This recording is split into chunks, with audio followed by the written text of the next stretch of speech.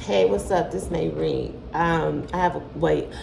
Let me see. Let's talk about what to do if you can't find a perfect hairstylist. Check yourself because it's probably you, and don't nobody want to be bothered with you because you are arrogant, hard to please, and you think because you got some money, everybody's supposed to stop what they doing and service you at your convenience. If you've been through at least 5 stylists within a year, the issue is not the stylist, it's you. Humble yourself and be humble yourself and stop playing with people. We are grown and don't nobody get time to be dealing with no negative shenanigans. And also, let me see, go read a book and be humble and be good and go pray because in today's times just nobody got time for it. Just because you have money don't mean everybody got money. Everybody's scheming. Everybody got a credit card. If not, they can go and get one. It's not that hard. So ain't nobody eager, ain't nobody on crack where they gotta take everything from you because you want your hair done. So if it's hard for you to find a stylist, maybe it's you. You know, what are you doing? You want to talk about everybody else being unprofessional? What a professional class at so I can take it. I'm not talking about me, but as I was saying, if you've been through a whole, don't come in my chair and talk about, I went to so and so and she did this and she, girl, I don't care. That's automatic a violation to my fraternity, sorority, because everybody not bad out here. There's some good stylists out here, but we gotta talk about bogus client, no, bogus customers, because there's a difference between a client and a customer. A client represents you and you represent them. A customer is just somebody that come by and be on their way and you never see them again. And a lot of you all are customers looking for a stylist, and the stylist is smart enough and know what they want in their chair and know the energy that you give and have the gift of discernment not to be bothered with you. So you can talk about whatever you want to talk about and you can do whatever you want to do, but keep in mind that you reap what you attract what you are. So if you keep running across hairstylists that got a funky attitude, hairstylists that don't bark or don't come when you call or don't kiss your ass because you are inquiring about their services, then maybe you may want to hire a personal hairstylist that can be on your beck and call and that could be there for your own personal needs. That's available. You should consider that. And in that way, you will be able to have all your needs met in a timely manner. And you won't have to worry about nobody canceling on you, nobody just doing you any type of way, Miss Princess. So I think that'd be a good idea. But we all need to humble ourselves, even hairstylists. I appreciate anybody that reaches out to me because they didn't have to. And I am humbly appreciated to the people that continue to support me. I am very grateful, and I live in my grace.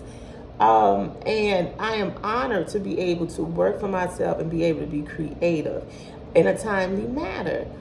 And it is a lot of bogus hairstylists out here, and it's just a lot of bogus people out here in general. And that's basically it. But if you can't find a hairstylist by now, and you've lived in the same city, you may want to reflect, take some time out, write some things down, journal, and consider your past experiences and what you can do to move forward and find a beneficial solution. It would be very helpful. Stop blaming hairstylists and calling them unprofessional because you can't have your way. Yeah. Thank you. And if you do run across an unprofessional hairstylist and she's mean to you or she tacky, you need to have a conversation with her and in a nice way If you are a nice person and you feel like you've been done by a hairstylist and she did you wrong, stop getting on the internet talking about her. Call her and let her know. Because here we live in an industry, our industry is unregulated. We don't have an HR department. We don't have no boss. We don't have nobody to check us. So sometimes we need, a little reality check. That's cool.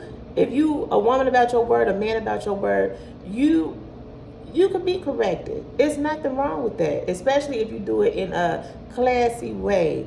And what comes from the heart goes to the heart.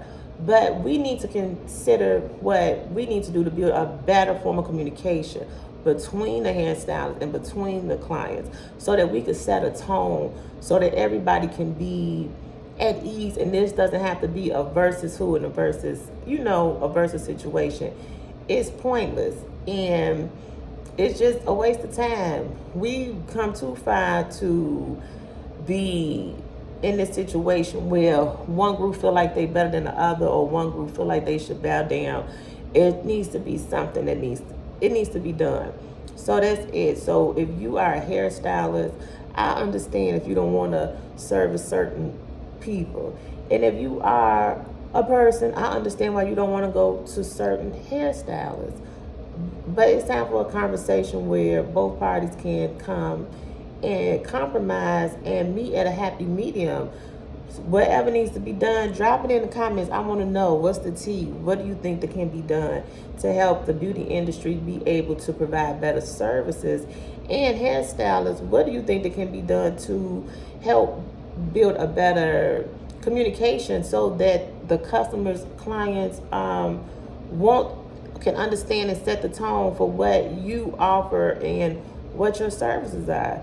It's time for us to build a community where it's not a versus, and we are working together for the beautification of our society, because there's too many other people coming in and making money off of us, and the hairstylists and us as black people in general. We sitting up here talking about versus this versus that, and unprofessional this and unprofessional this. What about these beauty supply stores? What about these weave companies? What about these hair products?